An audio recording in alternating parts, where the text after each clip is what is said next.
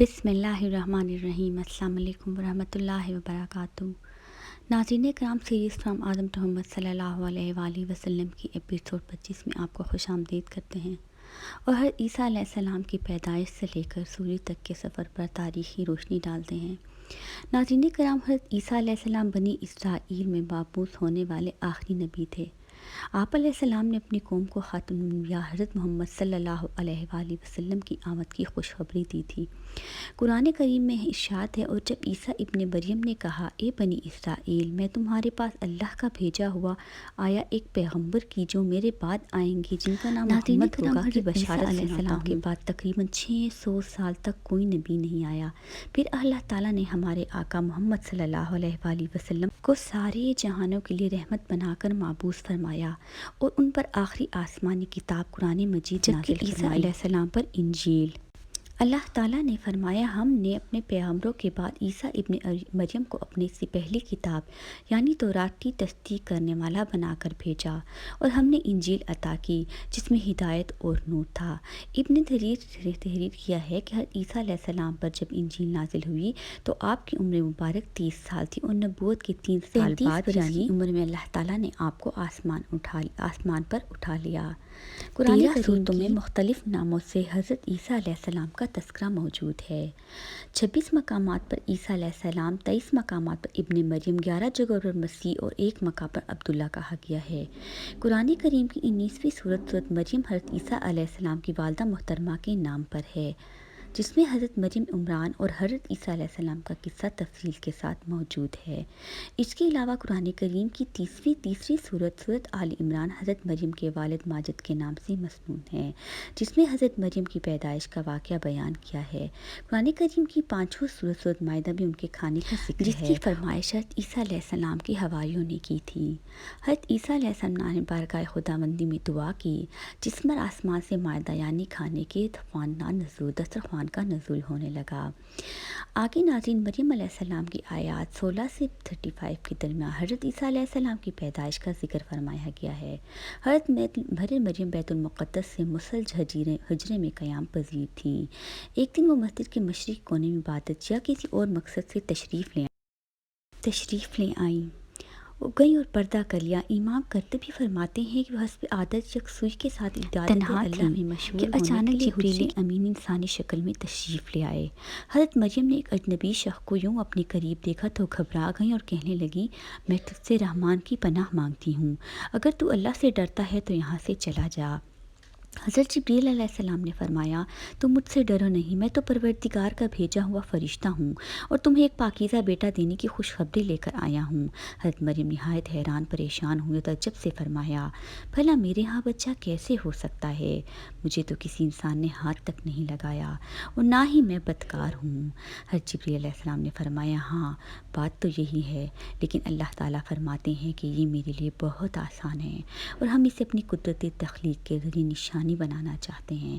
اس سے قبل ہم نے تمہارے باپ آدم کو مرد اور عورت کے بغیر، تمہاری ماں ہوا کو صرف مرد سے پیدا کیا، اور اب عیسیٰ علیہ السلام کو پیدا کر کے چوتھی شکل میں بھی پیدا کرنے پر اپنی قدرت کا اظہار کرنا چاہتے ہیں، اور وہ ہے صرف بغیر مرد کے پیدا کرنا۔ دراصل اللہ تعالیٰ کو قدرت مطلق ہے، وہ جہاں جب چاہے کچھ بھی کر سکتا ہے، اور وہ کر رہا بھی ہے۔ حضرت عیسیٰ علیہ السلام کی پیدائش کے حوالے سے نے آپ کے گریبان میں پھونک ماری اور وہاں سے چلے گئے۔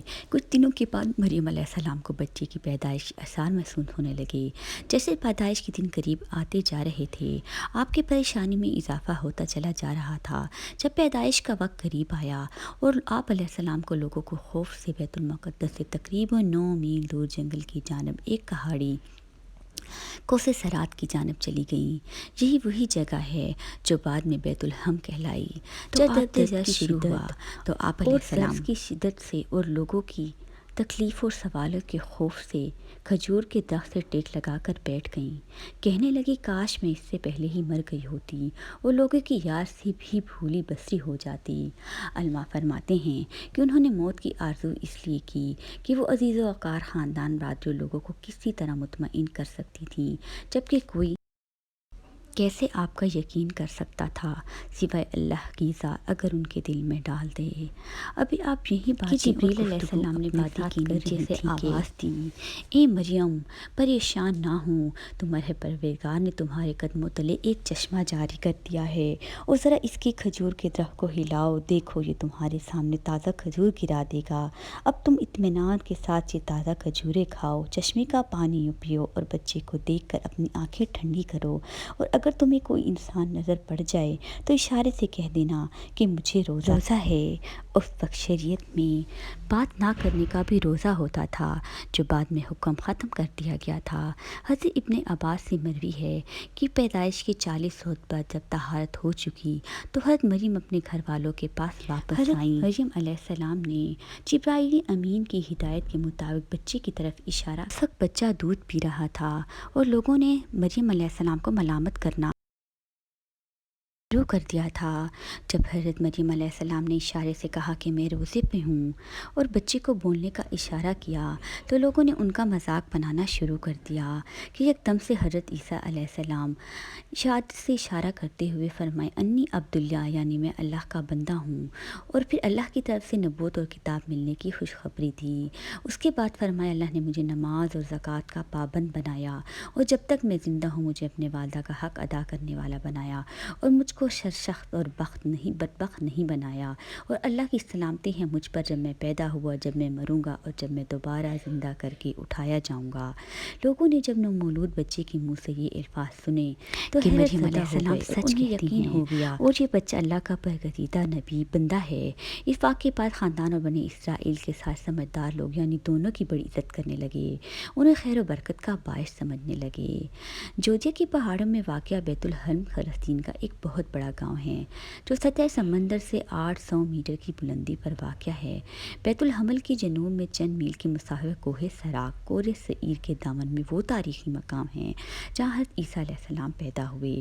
اس خار سے مثلث کونے میں ایک پتھر نصب ہے جس میں ایک گول سوراخ ہے۔ بتایا جاتا ہے کہ اس جگہ کا کھجور کا وہ درخت تھا جس کے متعلق قرآن مجید میں ذکر ہے۔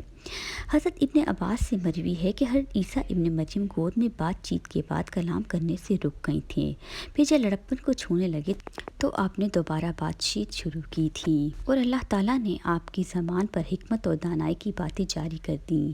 جب آپ 7 سال کے ہوئے تو حضرت مریم نے آپ کو علم کے بعد درسگاہ میں پھرنا شروع کر دیا۔ حضرت عیسیٰ علیہ السلام بچپن ہی میں اللہ کی طرف سے الہام کردہ باتوں کا نظارہ کرتے تھے۔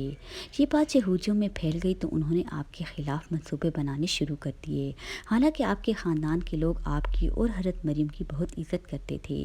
یہود نے آپ اور آپ کی والدہ کے متعلق طرح طرح کے اعتراضات شروع کر دیے۔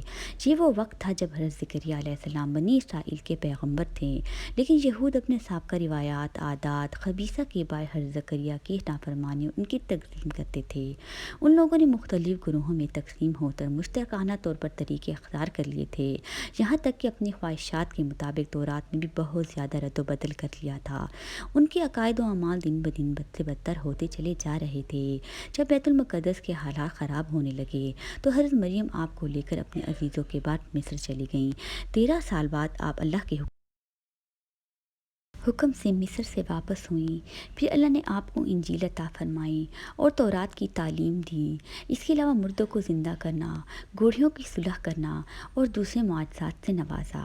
اللہ تعالیٰ نے ہر نبی کے اس کے زمانے کے حالات مشاہدات کے مطابق معجزے عطا فرمائے تاکہ ان کی صداقت، اصلیت اور برتری نمایاں رہے۔ اس طرح اللہ تعالیٰ نے حضرت عیسیٰ علیہ السلام کی بھی معجزے عطا فرمائیں۔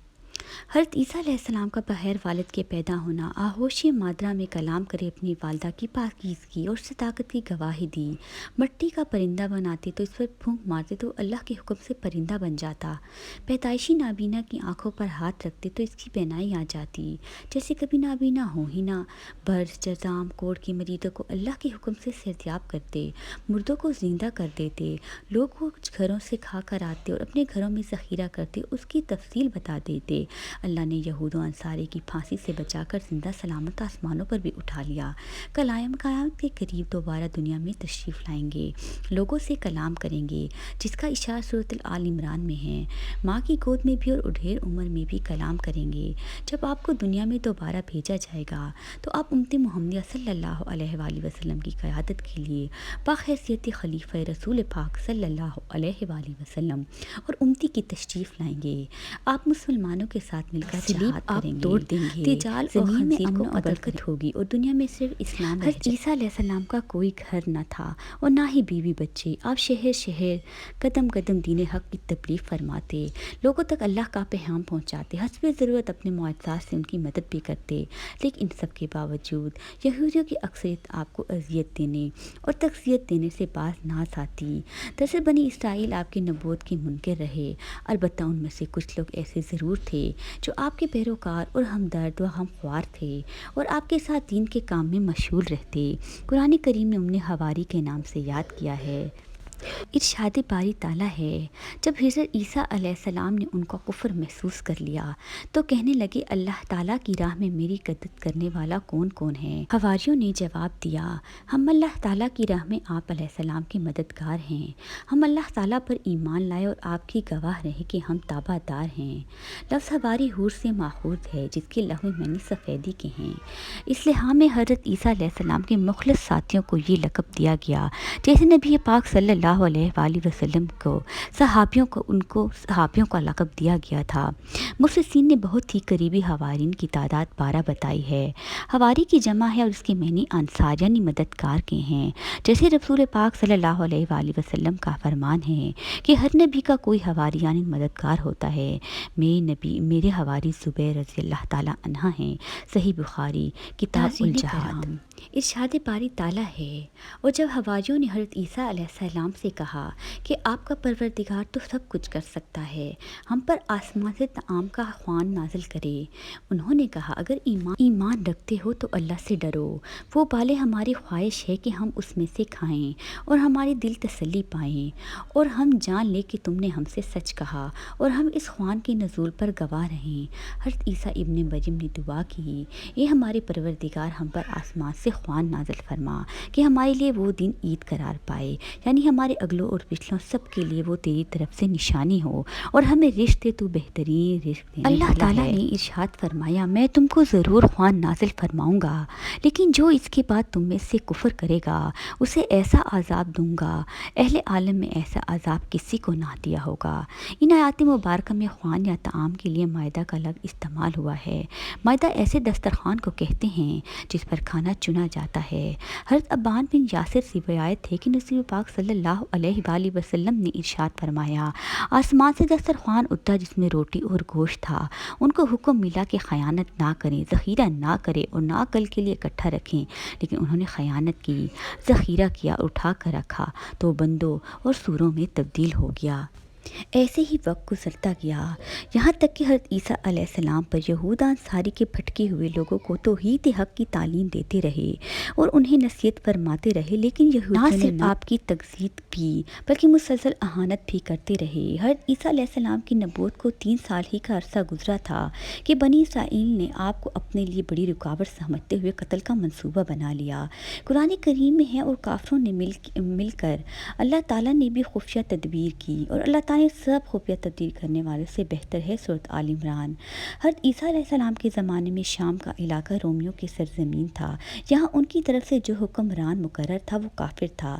یہودیوں نے حضرت عیسیٰ علیہ السلام کے خلاف اس کے کان بھر دیے، چنانچہ انہوں نے یہودیوں کے مطابق حضرت عیسیٰ علیہ السلام کو سولی دینے کا فیصلہ کر لیا، لیکن اللہ تعالیٰ نے انہیں باحفاظت آسمان پر اٹھا لیا، اس کی جگہ اس کے ہم شکل کو بٹھا دیا۔ اللہ تعالیٰ نے حضرت عیسیٰ علیہ السلام کو باحفاظت اپنے پاس آسمان پر اٹھا لیا، تاہم وہ یہی سمجھتے رہے کہ انہوں نے مسیح ابن مریم کو سولی پر لٹکا دیا ہے۔ ارشاد باری تعالیٰ ہے، اور یہ کہتے ہیں کہ ہم نے مریم کے بیٹا عیسیٰ مسیح کو جو اللہ کے پیغمبر تھے قتل کر دیا، حالانکہ انہوں نے عیسیٰ کو قتل نہیں کیا اور نہ ہی سولی پر چڑھایا، پر ان کے لیے عیسیٰ کا مشابہ بنا دیا گیا۔ جو لوگ ان کے بارے میں اختلاف کرتے ہیں وہ ان کے حال سے شک میں پڑے ہوئے ہیں، اور اللہ تعالیٰ بہترین حکمت کرنے والا ہے۔ حضرت صاحب فرماتے ہیں کہ کچھ قصہ کچھ یوں پیش آیا کہ جب یہود نے حضرت مسیح علیہ السلام کو قتل کا ارادہ کیا تو آپ کے حواری ایک جگہ جمع ہو گئے۔ حضرت مسیح علیہ السلام بھی ان کے پاس تشریف لے گئے۔ ابلیس نے یہود کی اس دستے کو جو آپ کے قتل کے لیے تیار کھڑا تھا حضرت عیسیٰ علیہ السلام کا پتہ بتایا۔ اس طرح 4000 افراد نے مکان کا مظاہرہ کر لیا۔ یہ تعداد میں کافی زیادہ تھے۔ حضرت عیسیٰ علیہ السلام نے اپنے حواریوں سے فرمایا، تم میں سے کوئی شخص اس کے لیے آمادہ ہے کہ وہ باہر نکلے اور اسے قتل کر دیا جائے اور پھر جنت میں وہ میرے ساتھ ہو۔ ایک شخص نے اس کی قربانی کے لیے اپنے آپ کو پیش کیا۔ آپ نے اسے اپنا کرتا امامہ عطا فرمایا، پھر اس پر آپ کی مشابہت ڈال دی گئی، اور جب وہ باہر آئے تو یہود اسے پکڑ کر لے گئے اور سولی پر چڑھا دیا، جبکہ حضرت عیسیٰ علیہ السلام کو اللہ تعالیٰ نے آسمانوں پر اٹھا لیا۔ ناظرین کرام، اس طرح حضرت عیسیٰ علیہ السلام آج بھی زندہ ہیں اور اللہ کے حکم سے دوبارہ اپنی زندگی مکمل کرنے کے لیے ضرور آئیں گے۔ نبی پاک صلی اللہ علیہ وسلم کی امتی کی حیثیت سے حضرت عیسیٰ علیہ السلام کا دوبارہ نزول، امت مسلمہ کی قیادت و رہنمائی، فتنہ دجال کی سرکوبی، خنیس کا قتل، صلیب کا توڑنا، یاجوج ماجوج کا خاتمہ، فسق و فجر کا سدباب، امن و امان کا قیام، یہ سب ہوگا انشاءاللہ۔ ابن کثیر فرماتے ہیں ان احادیث کی روایان میں حضرت ابو ہریرہ، حضرت عبداللہ بن مسعود سمیت دیگر صحابہ کرام شامل ہیں۔ ان حدیث میں آپ کے نزول کی تفصیل اور جگہ کا بھی بیان ہے۔ آپ دمشق میں منارہ شریکہ کے پاس اس وقت اتریں گے جب فجر نماز کے لیے اقامت ہو رہی ہوگی۔ اس دور میں سب مسلمان ہوں گے، دجال کا قتل بھی آپ کے ہاتھوں ہوگا اور یاجوج ماجوج کا ظہور اور فساد بھی آپ کی موجودگی میں ہوگا۔ بالاخر آپ ہی کی بددعا سے ان کو ہلاکت ہوگی۔ نبی کریم صلی اللہ علیہ وآلہ وسلم نے فرمایا، قسم ہے اس ذات کی جس کے ہاتھ میں میری جان ہے، ضرور ایک وقت آئے گا کہ تم میں ابن مریم حاکم و عادل بن کر نازل ہوگے۔ وہ صلیب توڑ دیں گے، خنزیر کو قتل کریں گے، جیسے کہ اوپر ذکر ہو چکا ہے۔ سورۃ آل عمران کی آیت 55 میں اللہ عز و جل رسول کریم فرمائے ہیں، سب سے پہلا وعدہ یہ تھا کہ ان کی موت یہودیوں کے ہاتھوں قتل کے ذریعے نہیں ہوگی، بلکہ طبی طور پر وقت مقرر پر ہوگی، اور یقیناً وہ وقت قیامت کی نزدیک آئے گا جب حضرت عیسیٰ علیہ السلام آسمان سے زمین پر نازل ہوں گے۔ دوسرا وعدہ عالم بالا کی طرف اٹھا لینے کا تھا، یہ اسی وقت پورا کر دیا گیا۔ تیسرا وعدہ انہیں دشمنوں کی تہمتوں سے پاک کرنے کا تھا، اور وہ اس طرح پورا ہوا کہ نبی پاک صلی اللہ علیہ وسلم تشریف لائے اور یہود کے سب انتظامات کی تردید کر دی۔ چوتھا وعدہ آپ علیہ السلام کے تابع داروں کو آپ کے منکرین پر قیامت تک غالب رکھنے کا تھا۔ چنانچہ تاریخ گواہ ہے کہ نصارى اور مسلمان غالب رہے اور انہی کی حکومت دنیا میں قائم ہوئی اور رہیں گی۔ پانچواں وعدہ قیامت کے روز ان مذہبی اختلافات کا فیصلہ فرمائے گا جو آپ سے متعلق ہوئی۔ ناظرین ابو ہریرہ رضی اللہ تعالیٰ عنہ روایت کرتے ہیں کہ نبی پاک صلی اللہ علیہ وآلہ وسلم فرمایا، جس رات مجھے آسمانوں پر لے جایا گیا، معراج کی رات، تو میں نے حضرت موسیٰ علیہ السلام سے ملاقات کی۔ وہ محترق اور جوش و جذبات والے تھے، ان کے بال کچھ گھنگھرالے تھے، گویا قبیلے کے لوگوں میں سے ہوں۔ میں نے حضرت عیسیٰ علیہ السلام سے ملاقات کی تو وہ درمیانے قد، سرخ و صفا چہرے والے تھے، اور یوں لگ رہا تھا گویا غسل کر کے نہا کر ابھی نکلے ہوں۔ ہر ابراہیم علیہ السلام کو دیکھا تو میں نے ان کی اولاد میں سب سے زیادہ ان سے مشابہ اپنے آپ کو پایا۔